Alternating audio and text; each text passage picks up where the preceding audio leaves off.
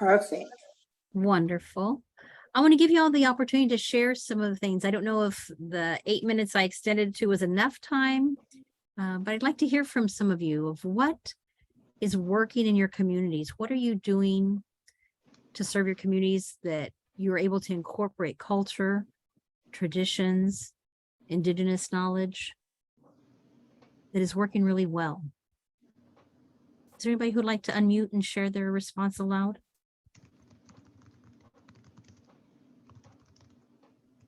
I'd like to go. We had Patricia and Eric was in my group, but I think I talked too much. So we didn't get to hear from Eric.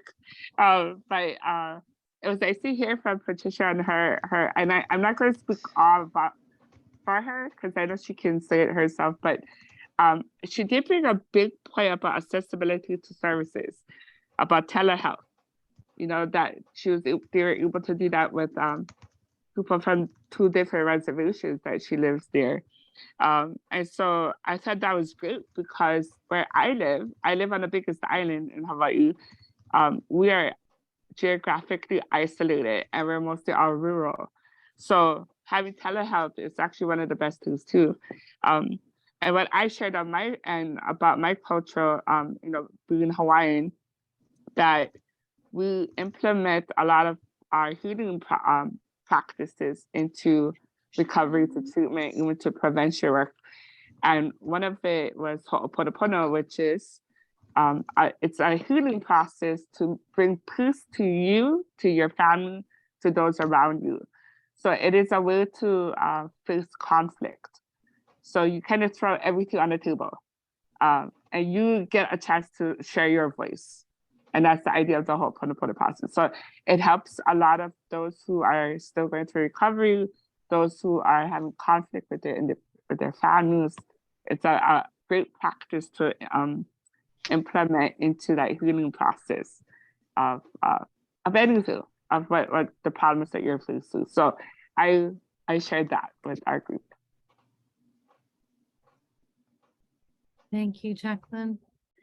Is there anybody else who would like to share about what they discussed in their group? What is working well?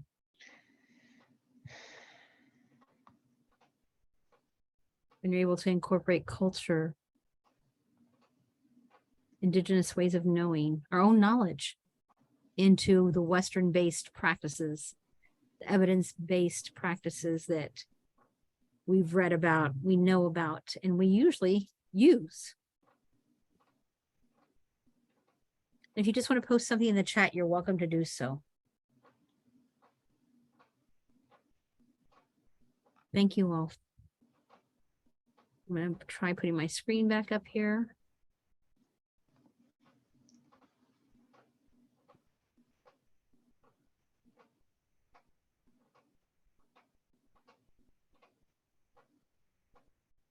Now I can't see anybody's face, but let me see who might be there that can tell me.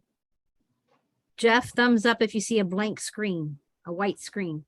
Okay, thank you. So that's where I was going forward with the question to ask you, what is working with your community that is culturally informed and responsive? And some of you are able to share in your group, your small group. So thank you for that. As we move forward, it's really important to think about, although Jacqueline mentioned she was in the group, I think with Marissa, that she talked about one thing that works on the Big Island, and Marissa talked about what they do, telehealth in her community, is that no matter where you are coming from, providing services and working with your community, it's important to know that our native research shows, and here are a few sources that I pulled this from, that we have some shared values when we are looking at how we help our people heal. And these are just some of the simple ways that we look at things, again, considering the medicine wheel, how we look at things holistically, considering mind, body, spirit, as well as our emotions. We also need to look at how things can be done in relationship with one another, relationality, because for us as Native people, we are really focused on building our relationships, healthy relationships. And when we can have those kinds of common ways in which we can exchange our concerns, as Jacqueline put it out there on the table, you know, everything goes out there, good and bad, then we have a better chance of moving forward in a healthy way. Having the centralization of our perspectives as Native people, knowing that we have similar ways in how we think and how we process. If you think about it, Native folks, we are very circular in our process of thinking. There's not a beginning and an end and it's over. We continuously think about how we move forward in our healing process, in our way of life. We also think about how what we do serves the interest of our community. And that there are multiple ways of knowing. There's not just one way to heal. I think Willamette put in the chat box, you know, wraparound services is really key. You know, that's not a Native word, but it makes sense to us because we want to make sure that we are looking at various ways of how we can help our people heal. And what is key for all of us is that spiritual component. And a few of you put that in the chat earlier. And so I want to say thank you, that greeting our ancestors first thing in the morning, talking to the Creator, finding a way to incorporate our prayer life into the healing process, to our prevention services is really important. You know, the few resources that I pulled this from are listed on the screen, but there are other Native experts, Native researchers like Brayboy and Cajete who have done this work. I think Brayboy is from the Lumbee tribe and Cajete is from one of the pueblos out in New Mexico. And there are so many experts just like these that continue to write and develop and share important ways that we can apply our knowledge. So the next question I ask for you is to think about, how will you take this knowledge that you've learned, this shared knowledge, and strengthen the work that you do? What will you take back to your community and learn how to apply it or find ways to apply it? Is there anybody who'd like to share that out loud? And I won't put you in any small groups. I think we're a small enough group.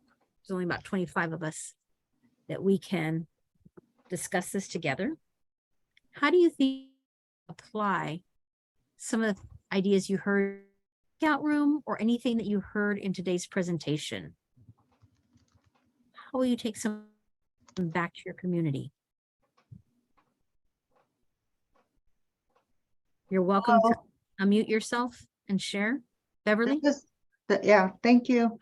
I kind of joined late, but a lot of the things that you shared about the knowledge, you know, like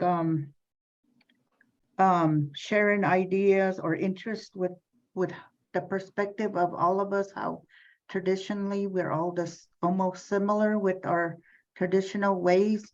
And for where I'm at, it's on a reservation where everybody, I think they know, because there are a lot of traditional people here, and it's hard to be careful how I approach the traditional ways, because everyone has grown up on a almost everyone here, they know their background. And so a lot of times it's hard to bring out the spiritual leaders to help along. But I think we're in a work in progress with healing, and the key is healing. And I work at the behavior health here in Toyac, so a lot of this is really key to everything as we move forward, and having people share the knowledge is very important. And I do understand our process of thinking, the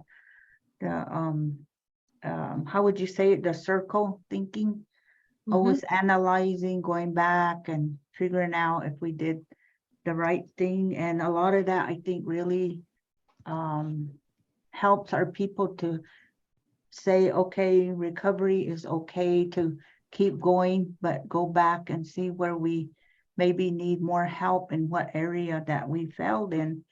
And so that's the circle thinking instead of the linear. And so sometimes our children don't understand that part, but a lot of the older elders, they understand and they keep reminding us to do, so that it's okay to start over again and go through whatever you felt like you left out. Maybe your mind or your body, you didn't take care of that part, but you're really good at the spiritual, going out to the sweats or Sundance or the traditional dances. And so everything has to come together for us to be a whole person, to move. But every day we're still going through recovery.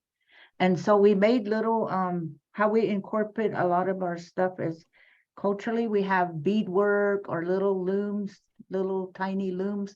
When we feel like we're gonna fall or fail, we give them an option to start beading or making one of our traditional like the, what is it called, the dream catcher, so that occupies them from failing and being, and picking themselves before they you know how would you say it, their recovery, they're not able to move forward, but they have something to look at that before they have a relapse is the word I'm trying to, they would occupy and put whatever they're going through into that loom of that design of making a bracelet or whatever it is, and then talk with whoever their counselor is.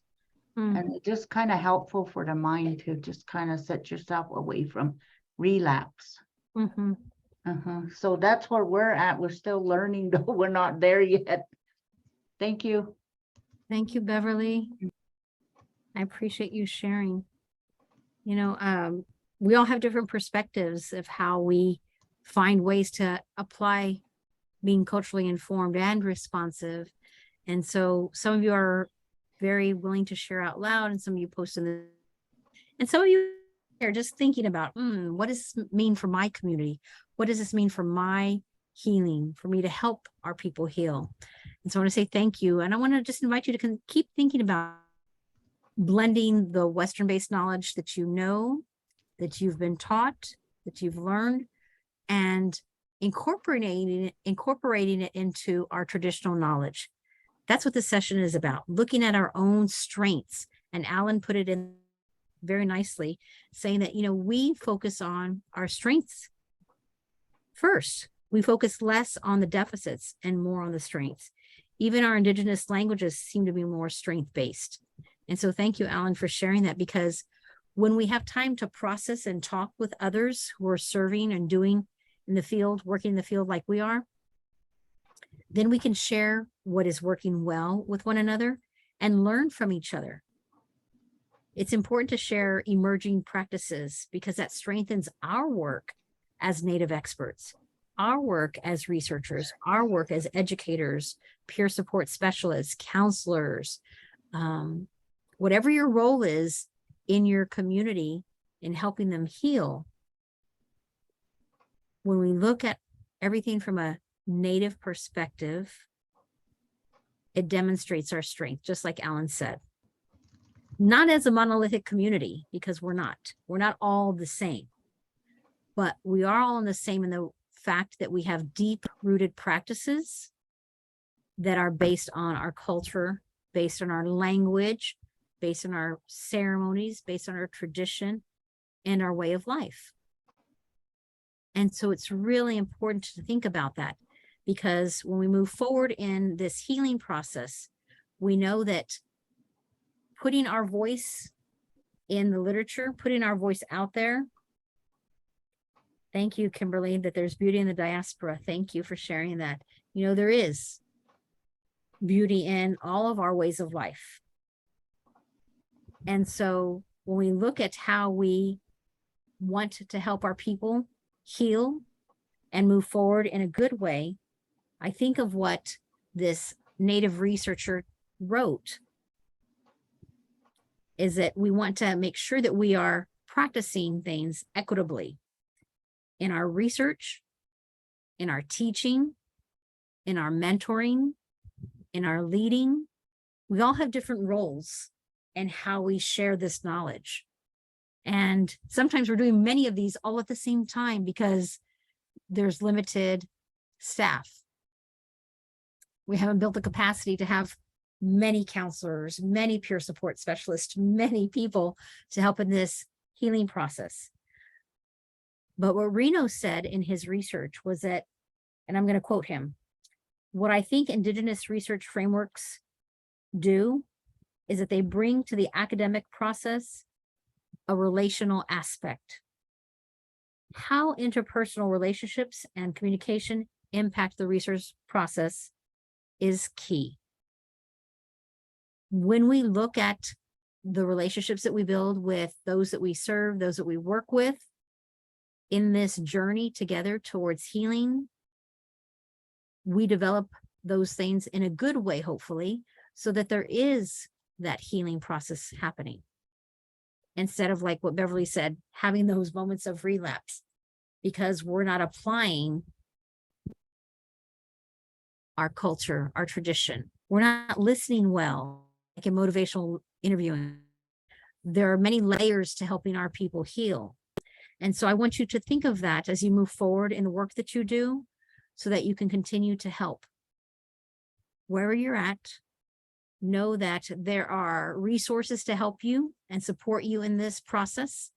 And our center comes up with a lot of resources. We have a lot of opportunities and products to share with you. We're the Native Center for Behavioral Health. And in that umbrella organization, we have an Addiction Technology Transfer Center. We have the Prevention Technology Transfer Center, which you're participating in today. We have the Mental Health Technology Transfer Center, Mental Health with K through 12, and we have a Trauma Stress Initiative. And one of the ways in which our center operates is that we always want to look at things, anything we create, we want to look at it from a Native perspective. And we want to remind those who want to do research and learn more about us that they have to do it in a very respectful way that is culturally informed and culturally responsive. And so recently, our center came up with this document called Research at the Speed of Trust. And it was taken from a comment that one of my colleagues made at the University of Iowa, who works in the Prevention Research Center for Rural Health. And she said, when research happens, it happens at the speed of trust. And that's where we got the title for this document. When we do the work we do, it takes time to build relationships. It takes time to build that trust because of our colonization, because that's occurred to us over the years. And so it's really important for us to be mindful of that and how we want to help our people heal. We want to help our people move forward in their journey in a good way.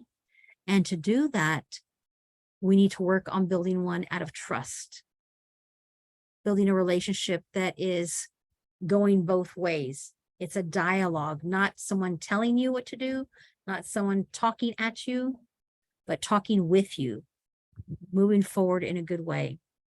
And so this is a really important document that we took well-researched information from across many different tribal communities that share how they research, how they do research, how they support research in their tribal communities, and really reminding our people, our Native people, the importance of the value of trust. And evidence-based practices do work for many people. But for our people, we need to look at practice-based evidence. We need to think about how Indigenous knowledge is key for our success. Because in the end, when you think about the work that we do, we are the indigenous knowledge. We have it. We are carriers of that knowledge. And it's important to know that we have a responsibility to share that message, to be that for others, help people know. And Beverly pointed out, they use various modes, whether it's beadwork or looming or weaving, going back to our traditional arts and culture to incorporate into the healing process is so important. There's not just one way to heal. Look at all the folks who are on the call, and I know we lost half of them at the breakout time, but we know that there are many ways that we are called to heal and help our people. And so please look at your own cultures, look at your traditions, and incorporate them into the work that you do. And if we have a few non-natives on the call today, ask questions, ask important questions about what is important from a cultural perspective for healing. How can we have traditional practitioners, elders, family members bring forth that knowledge for the purpose of healing and moving forward? It is so key. We know that indigenous research frameworks provide powerful ways for all of us who are doing research or who actually boots on the ground doing the work to understand and to interact with indigenous knowledge. We are called to create these frameworks. If there's something out there that's not working for you from a Western-based perspective, find a way to incorporate the culture. And if you have to create something that incorporates, that blends, that weaves that Western-based knowledge that is well-researched, evidence-based, but that includes our perspective. I want to say thank you to everybody who joined. I saw a question in the chat about the document. If you give me a few moments, I will figure out a way to put that link in the chat. Also, Alan, I think that was you that asked for it. But just as a reminder, before we end today, you'll get a link to the slide deck sent to you. I don't want to commit to saying that you'll get the full recording because I don't know if I recorded the entire session today. But you'll get a portion of it perhaps, but you will get the slide deck for sure. You'll get information on getting a certificate of attendance so that you can apply that towards your CEUs for those of you who are in that area. And then please note that there is a QR code or a hyperlink for taking the survey to let us know what you liked and what you feel we can do better in presentations like this.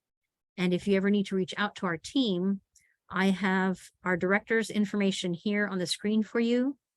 I have our co-director's information on the screen, as well as my own.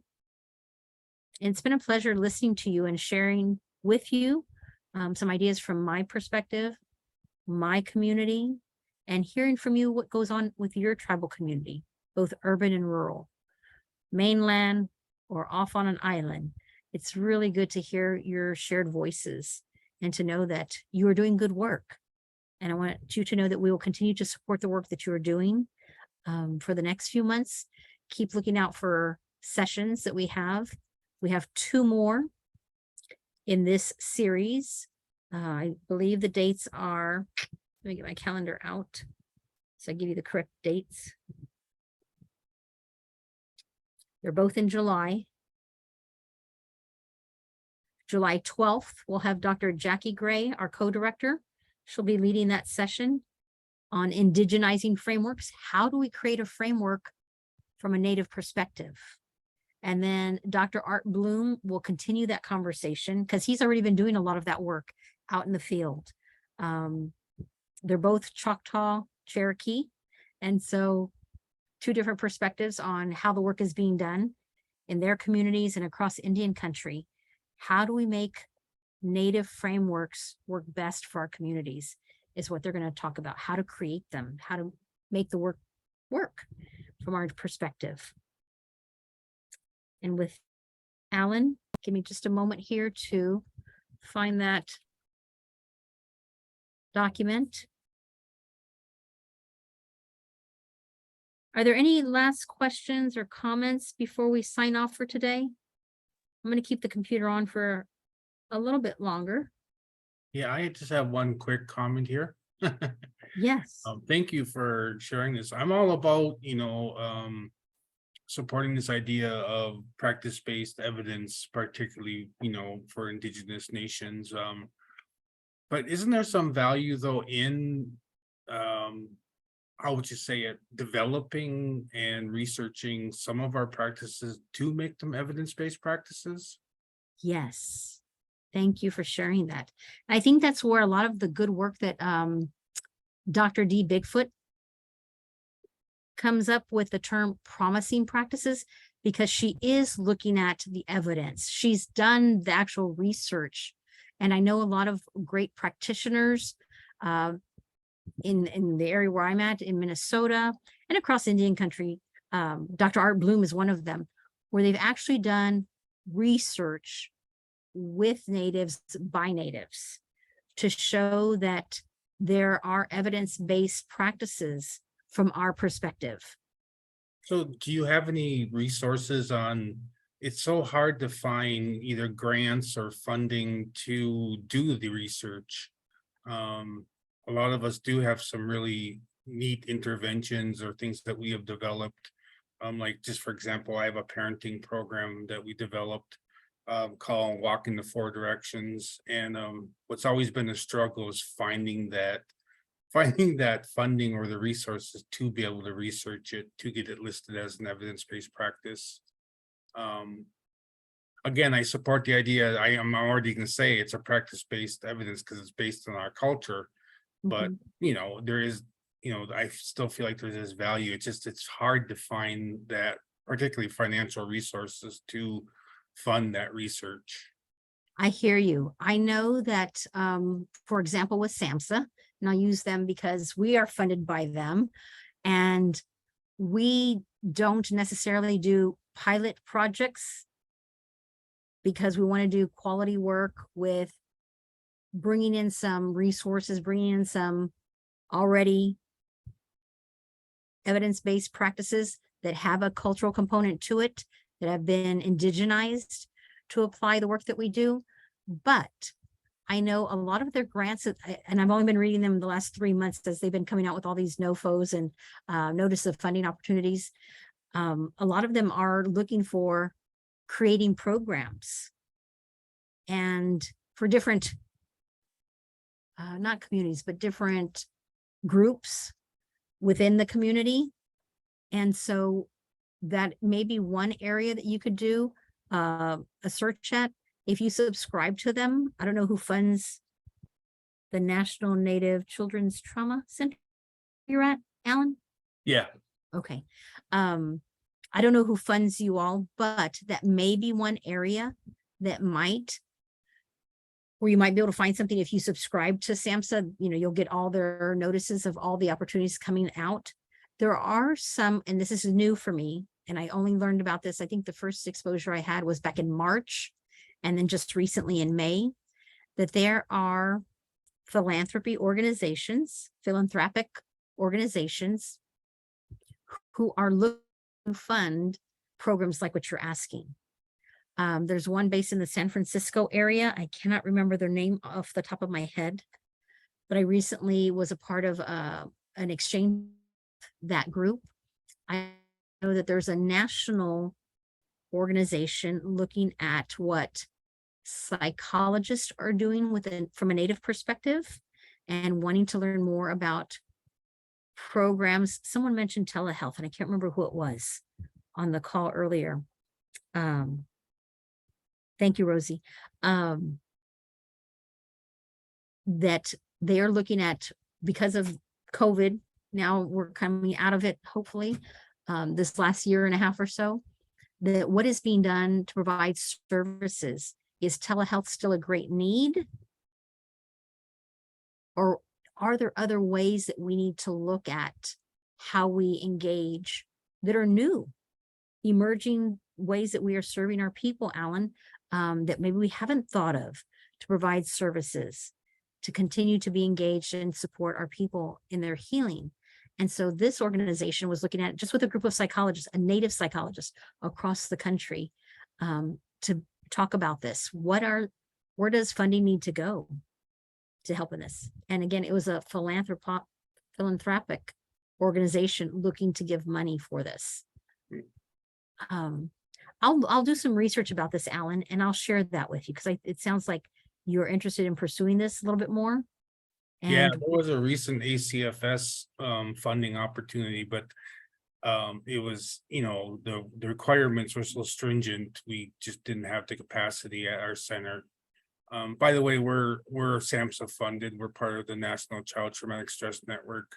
We're a Category 2 funded center. Anyways, yeah, so I'm always interested in finding, just again, like I said, I really support being practice-based evidence, but there is still that need to, I would like to uplift more tribal practices to be considered evidence-based, according to, this idea of, having that strong clinical kind of research that, the experimental research design, or at least some kind of quasi-experimental design to it. To have that, and it's hard to find funding that's not so, so stringent and have too many requirements. It automatically, makes it so hard for our center to meet, the capacity to meet that grant requirements. Yes, it's unfortunate that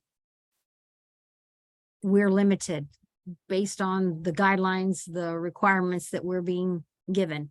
They want us to do new things or do the work within the parameters that they provide. Right. And I get it. I understand that. But I also want to express the importance of allowing us to have some latitude so that we can explore new ways or bring in our old ways that seem new to some people that don't know about it. That is tried and true with our communities, and that we can actually put it out there as evidence-based practices so that it's accepted. And it's sad that we have to do that, because we know it works with our people, but we have to check off some boxes sometimes. And so I don't want you to be discouraged, because I know that's one of the reasons why I do the work that I do. And I'm sure many of you on the line also, is to really be considerate of putting our culture at the forefront of the work that we do is so important. And I want to say thank you to everybody who's risen challenge, because it is a challenge, but it is very, very rewarding when we're able to rise up and overcome some of these challenges. So Alan, I am going to do some research. You give me something to do in the month of July. So it won't be immediate. I know that for sure. But I'll look for some areas. You have my contact information and the registration information. Reach out. Yes, yes. Yeah, thank you so much. And thank you for your time. Yes. You're welcome. Miigwech. Nalit Sam, everybody. Thank you in my language. Have a good afternoon. Yeah, Anna.